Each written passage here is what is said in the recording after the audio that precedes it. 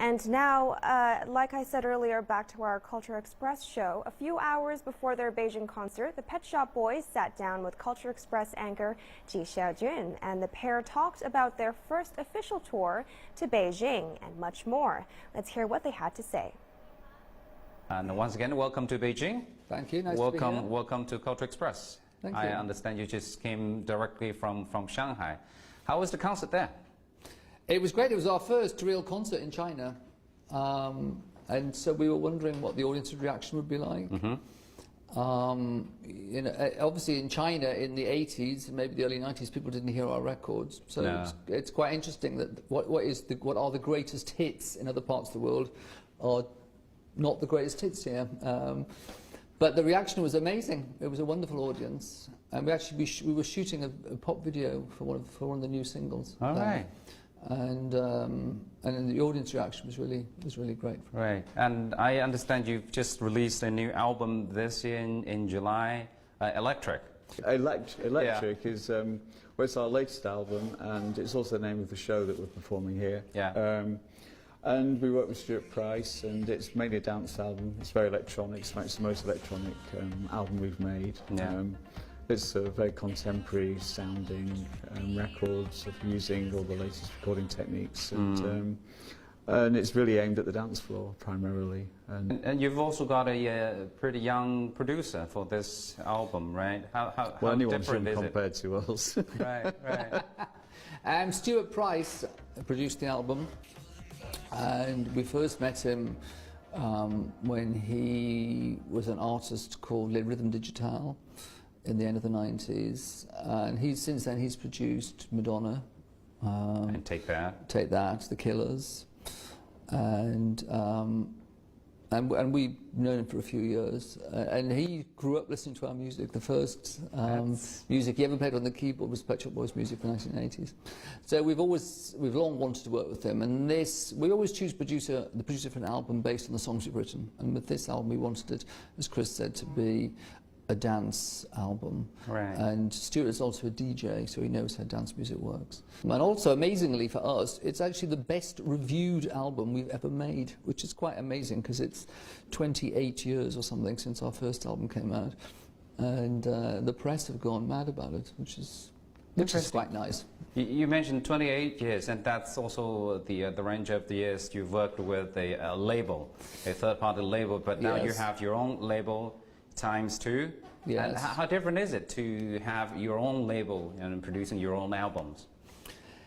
It's well, we signed to a new company called Cobalt, who started a new kind of music publishing company several years ago, where they did the administration. They took a much smaller percentage of the artist's royalties, and it became very successful. Now, for instance, Paul McCartney is published by them.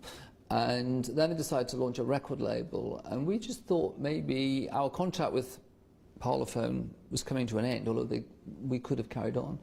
And we thought maybe this was the time to go for a new approach and just see what it was like with the new company. And to do that, we had to have our own record label. So we've got a record label of our own, but it's actually signed through Cobalt.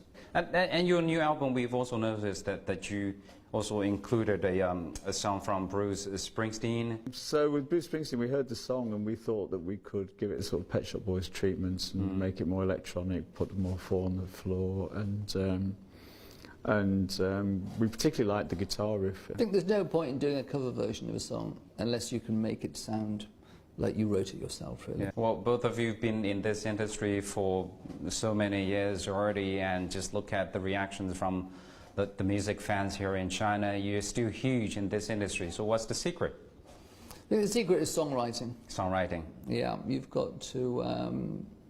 well, we came together as songwriters, writing songs together many years ago, and we still love doing that. That's the foundation of everything we do. But the thing is, I mean, for the younger generation, and their tastes change very quickly, and it is important for you to keep up to their expectations. So how do you keep your fingers on, say, on the buds of all these trends?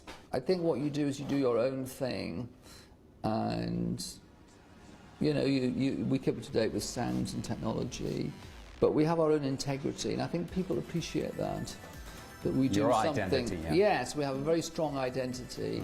We do something that really that no one else does, and in that sense, it can be of the moment, but it can also be timeless at the same time. How would you describe that? What you have, what someone else doesn't really have? Well, we're the Pet Shop Boys, and they're not. That's the great answer, actually. But you've been together for so many years. So what's the secret? What's the clue keeping you two together, working till today? We like writing the songs and making the records. We like doing the tours. Also, there's only two of us. When you've got a band, you can get factions.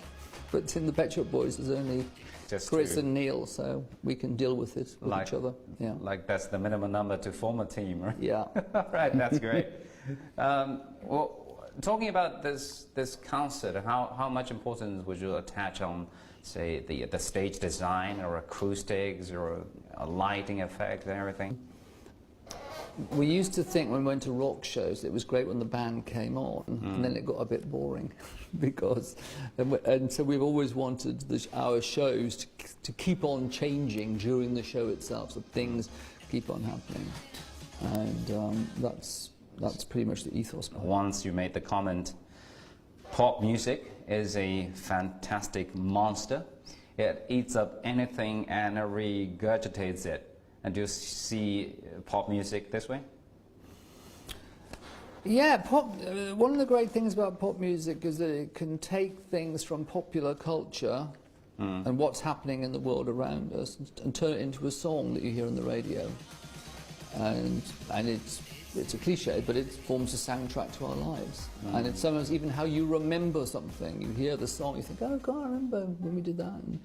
And that's really a very important role of pop music. That's right, actually, for the listeners. And when they hear something coming up, the familiar melodies coming up, they would remember the time or all the things that happened around the period of time, actually, everything associated to that melody. Yeah, it brings back, pop music creates memories and also brings them back. Thank you so much for your time, and all Thank the best you. wishes to the concert. Thank you. Thank you. Thank you. That's great. Thank you. Thanks. I'll drop this.